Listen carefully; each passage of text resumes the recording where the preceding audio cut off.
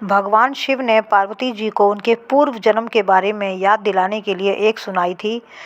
हरियाली तीज व्रत कथा इस प्रकार है। शिवजी कहते हैं, पार्वती, बहुत समय पहले तुमने हिमालय पर मुझे वर रूप में पाने के लिए घोर तप किया था। इस दौरान तुमने अन्न जल त्याग कर सूखे पत्ते चबाकर दिन व्यतीत किए थे। किसी भी मौसम की परवाह किए बिना तुमने निरंतर तप किया। तुम्हारी इस स्थिति को देखकर तुम्हारे पिता बहुत दुखी थे। ऐसी स्थिति में नारद जी तुम्हारे घर पधारे। जब तुम्हारे पिता ने नारद जी से उनके आगमन का कारण पूछा तो नारद जी बोले, हे गिरिराज, मैं भगवान विष्णु के भेजने पर यहाँ आया हूँ। आपकी कन्या की घोर तपस्या से प्रसन्न होकर उनसे विवाह करना चाहते हैं। इस बारे में मैं आपकी राय जानना चाहता हूँ। नारद जी की बात सुनकर पर्वतराज अति प्रसन्नता के साथ बोले, नारद जी, यदि स्वयं भगवान विष्णु मेरी कन्या से विवाह करना चाहते हैं तो इससे बड़ी कोई बात नहीं हो सकती। मैं इस विवाह के लिए तैयार हूँ।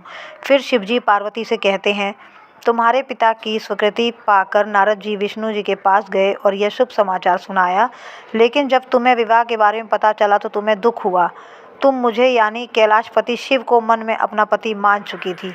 तुमने अपने व्याकुल मन की बात अपनी सहेली को बताई। तुम्हारी सहेली ने सुझाव दिया कि तुम्हें एक घनघोर वन में ले जाकर छुपा देगी और वहां रहकर तुम शिवजी को प्राप्त करने की साधना करना। इसके बाद तुम्हारे पिता ने तुम्हें घर में ना पाकर बड़े चिंतित और दुखी हुए। यह सोचने लगे कि यदि विष्णु बारात लेकर आ गए तो तुम घर पर ना मिली तो क्या होगा। उन्होंने तुम्हारी खोज में धरती पाताल एक करवा दिए, लेकिन तुम ना मिली।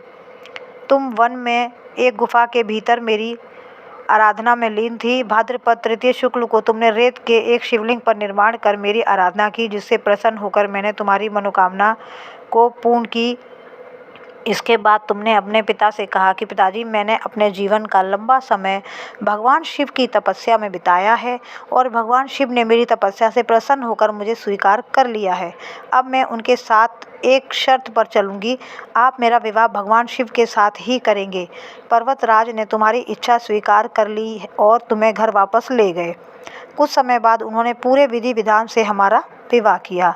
भगवान शिव ने इसके बाद कहा कि हे पार्वती, द्वितीय को तुमने मेरी आराधना करके जो व्रत किया था, उसी के परिणाम स्वरूप हम दोनों का विवाह संभव हो सका। इस व्रत का महत्व है कि मैं इस व्रत को पूर्ण निष्ठा से करने वाली प्रत्येक स्त्री को मन वांछित फल देता हूँ। भगवान शिव ने पार्वती जी से कहा, इस व्रत को जो भी स्त्री पूर्ण श्रद्धा से करेगी उसे तुम्हारी अचल सुहाग प्राप्त होगा। दोस्तों, ये थी हरतालिका तीज व्रत की कथा। तो आपको कैसी लगी ज़रूर बताइएगा। वीडियो अच्छा लगा तो लाइक शेयर करना। मिलते हैं अगली वीडियो में, तब तक के लिए राधे राधे, जय श्री श्याम।